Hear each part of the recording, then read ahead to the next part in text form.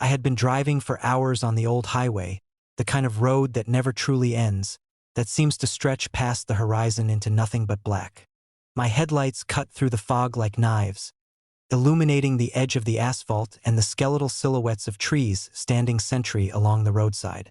Every so often, the tires hummed against a patch of rough pavement, a low, vibrating monotone that kept me awake more than any coffee could.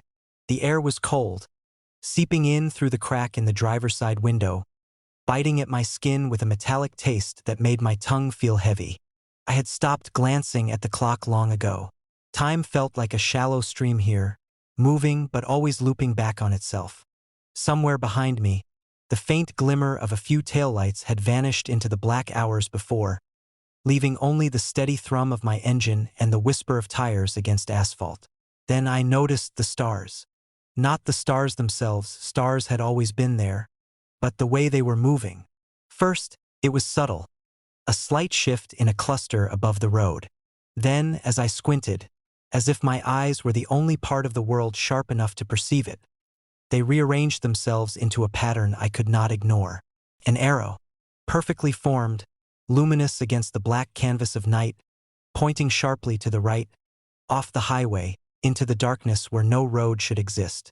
I laughed, a hollow sound swallowed by the cold. "Of course," I muttered, gripping the wheel tighter. "Just me and the ghosts tonight." But the laugh didn't reach my eyes.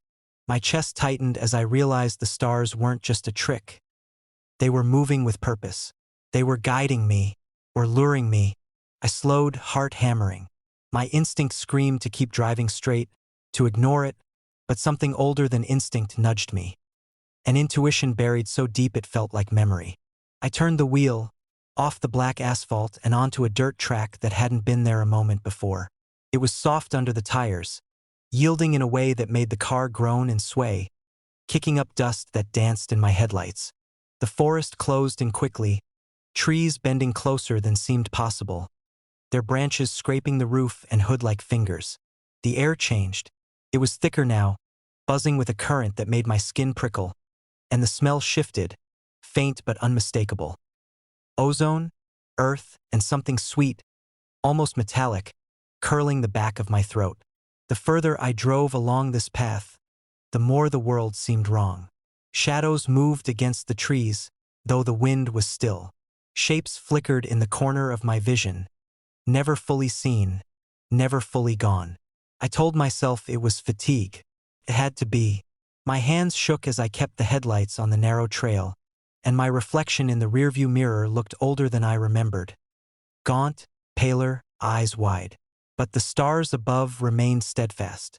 The arrow glowed brighter, and it seemed to stretch, elongate, as if impatient. At one point, I stopped. The car idled, tires spinning in the dirt. I stepped out, my boots sinking slightly into the soft, damp ground. I could hear it then, soft, almost imperceptible at first, like a distant bell ringing underwater. The sound carried, winding around the trees, echoing across the field beyond, drawing me toward it. The stars had shifted again. The arrow now pointed to a break in the tree line where no path should have existed. I walked, slowly, feeling the earth underfoot, tracing the direction the celestial arrow demanded. Every step made the sound behind me grow. A chorus now, subtle voices, breathing, whispering in a language I couldn't understand but felt in my bones. There were shapes, I think, tall, impossible forms that shimmered just beyond the reach of my headlights, moving without disturbing the ground, watching with patience that felt endless. The forest opened suddenly into a clearing.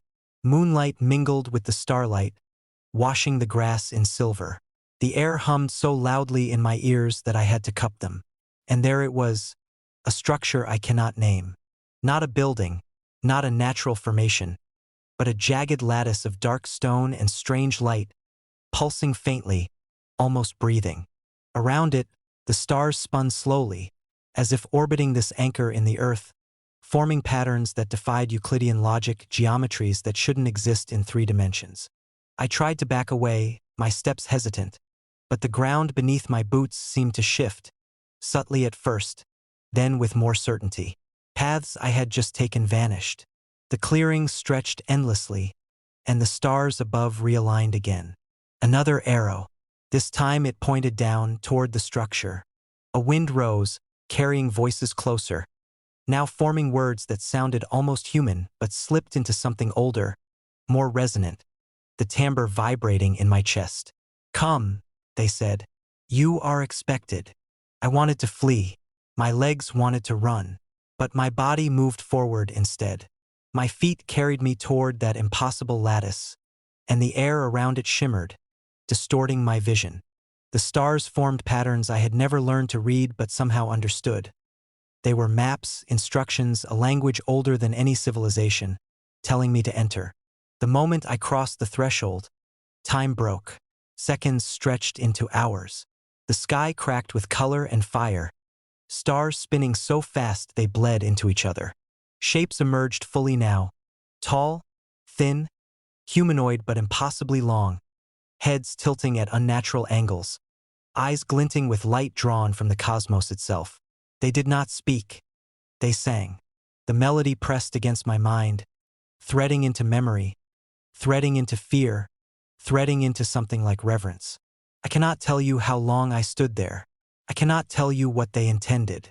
All I know is that the stars guided me, and I followed, and the world I left behind dissolved into a darkness that was alive and watching. When I returned, or what I think was returning, the highway was behind me again. My tires hummed over familiar asphalt, and the trees receded into their normal shapes. My hands were cold, my heart still hammering. I glanced up at the sky. The stars were arranged in their normal constellations, indifferent and distant. But I knew better. Somewhere, out beyond the reach of sight, the arrow had not vanished. It had moved on, waiting for the next traveler, the next soul to guide. And I could still feel its pull, faint, insistent, like a memory I could not forget. I drove the rest of the night in silence, the engine's hum now sounding like the heartbeat of something old, patient, watching, calculating. I never saw the arrow again, but I felt it everywhere, always in the corner of my vision, always pointing, always summoning. And I know, as I write this now, that it will find me again. My high beams illuminated tire tracks that matched my own, but they were fresher. At first, I thought it was impossible. I had been driving for hours along the old county highway, a ribbon of asphalt cutting through a dense fog that smelled faintly of damp pine and gasoline. The night was still. So still that the hum of my engine seemed unnaturally loud, every vibration in the steering wheel echoing up my arms. The tracks beneath the glow of my headlights were perfect, pressed deep into the wet asphalt, and they mirrored mine exactly. Every swerve, every gentle drift, every hesitation I didn't remember making. I swallowed hard, gripping the wheel tighter. "No," I muttered. "That can't be." My reflection in the rearview mirror looked ordinary, if tired, pale skin, dark eyes, hair plastered to my forehead by condensation. But I couldn't shake the feeling that I wasn't alone. The fog wrapped around the car, heavy and suffocating, and the trees leaned in closer, their skeletal limbs scratching at the edges of the headlights like fingernails. I slowed, trying to convince myself this was a trick of light. Maybe another car had passed just before me, leaving tracks in the wet road, but the highway was deserted. There were no signs of life for miles, no other headlights, no distant engine hum, nothing but the fog and my own heartbeat. I glanced down at the tracks again. They didn't just look like mine, they were mine, copied perfectly, a photographic imprint of the path I had driven, down to every minor correction I didn't consciously make. A shiver ran down my spine. I considered turning around, but the thought of retracing those identical tracks made my stomach twist. I could feel eyes on me, though I knew there was no one there. The fog shifted, curling around the trees and road like smoke, and in that movement, I thought I saw shapes. Shadows stretching long and thin, moving alongside my headlights, matching my turns as if rehearsing them in advance.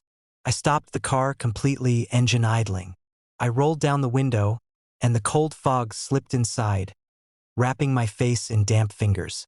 The air was thick and metallic, carrying a low vibration I could feel in my chest. I leaned forward, staring at the tracks. They didn't fade, didn't blur, they ended abruptly in the distance, at a bend in the highway where the fog hung thickest, where visibility was almost zero. I stepped out.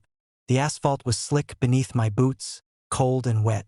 My breath fogged in the air, forming short clouds that seemed to linger longer than they should. I crouched down, tracing a gloved hand along the edge of the nearest track. It was my tire, my weight, my path, but something about it felt wrong. Too precise, too deliberate. And then I noticed the second set. Barely visible at first, pressed just beside mine, running perfectly parallel like an exact twin.